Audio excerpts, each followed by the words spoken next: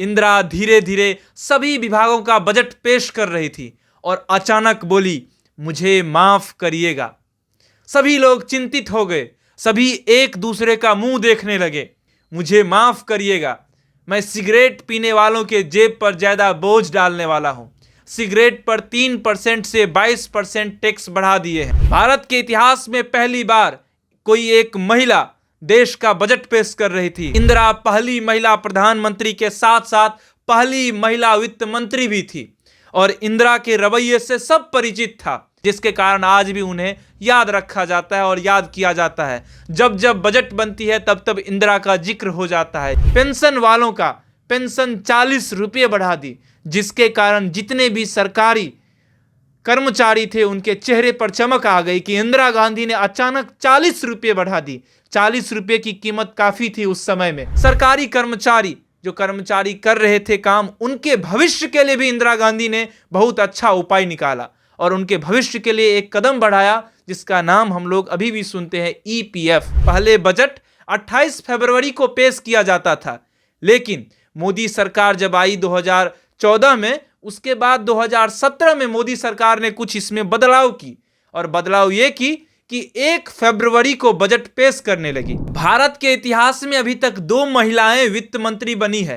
पहली महिला वित्त मंत्री इंदिरा गांधी थी और दूसरी महिला वित्त मंत्री निर्मला सीतारमण है।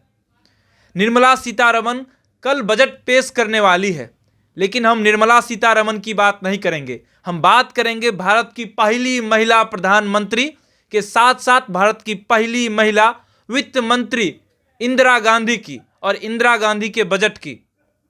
लाल बहादुर शास्त्री के मौत के बाद मोरारजी देसाई पीएम बनना चाहते थे, लेकिन इंदिरा गांधी ने खुद ये पदभार संभाल ली और मोरारजी देसाई को उप प्रधानमंत्री के साथ साथ वित्त मंत्री का पदभार दिया।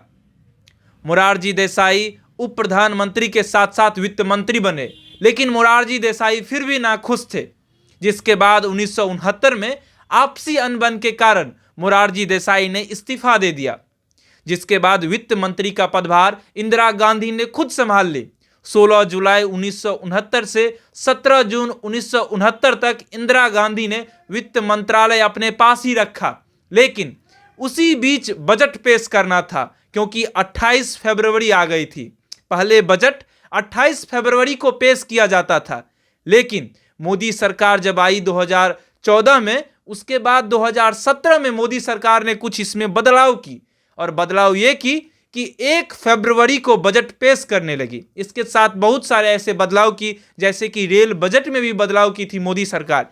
लेकिन हम बात कर रहे हैं बजट के तिथि की, तो पहले 28 फरवरी को बजट पेश किया जाता था, लेकिन मोदी सरकार आने के बाद 2017 में इसे 1 फरवरी कर दिया। इंदिरा 28 फरवरी 1970 को सदन पहुंचती है।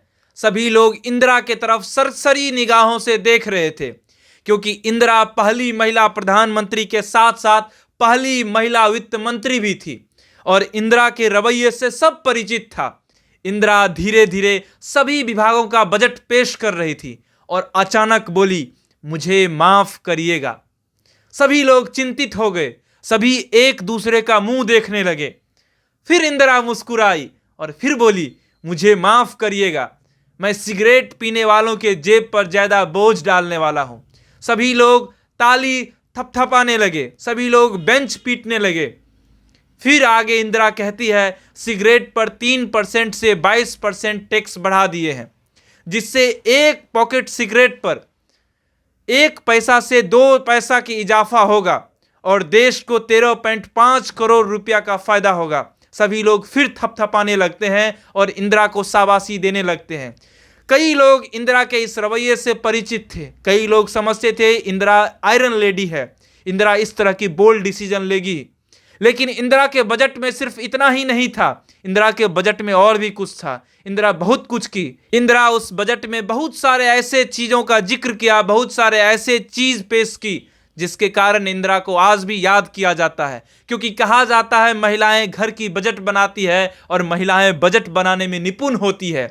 लेकिन भारत के इतिहास में पहली बार कोई एक महिला देश का बजट पेश कर रही थी, वो इंदिरा गांधी। और जब इंदिरा गांधी के ऊपर में ये जिम्मेदारी आई तो इंदिरा ने बखूबी निभाई। इंदिरा गांधी ने न सिर्फ सिगरेट पीने वाले स्मोकरों के ऊपर में बोझ बढ़ाई, इंदिरा गांधी ने बहुत सारे ऐसे बोल्ड डिसीजन लिए जिसके कारण आज भी उन्हें याद रखा जाता है और याद किया जाता है। जब जब बजट बनती है तब तब इंदिरा का जिक्र हो जाता है। इसलिए जिक्र होता है कि इंदिरा ने ऐसे डिसीजन लिए, कई गरीबों के लिए डिसीजन लिए, तो कई किसानों के लिए डिसीजन लिए, तो कई देश के लिए डिसीजन लिए, जो आज भी उन्हें याद रखा जाता है।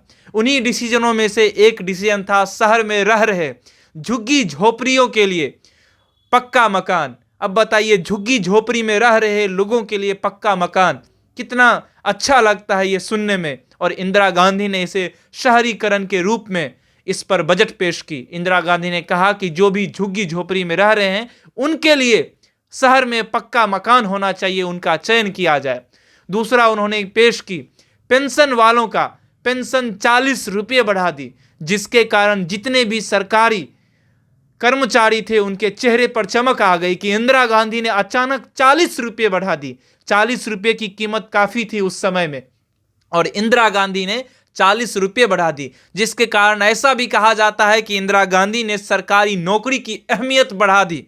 और सरकारी नौकरी का जो क्रेज बढ़ा वो इंदिरा गांधी का उसमें अच्छा खासा योगदान है, क्योंकि पेंशन 40 रुपये बढ़ा दी। और जब आप नौकरी नहीं करते हैं और तब भी इतना पेंशन मिले तो कौन नहीं चाहेगा कि सरकारी नौकरी मुझे मिले।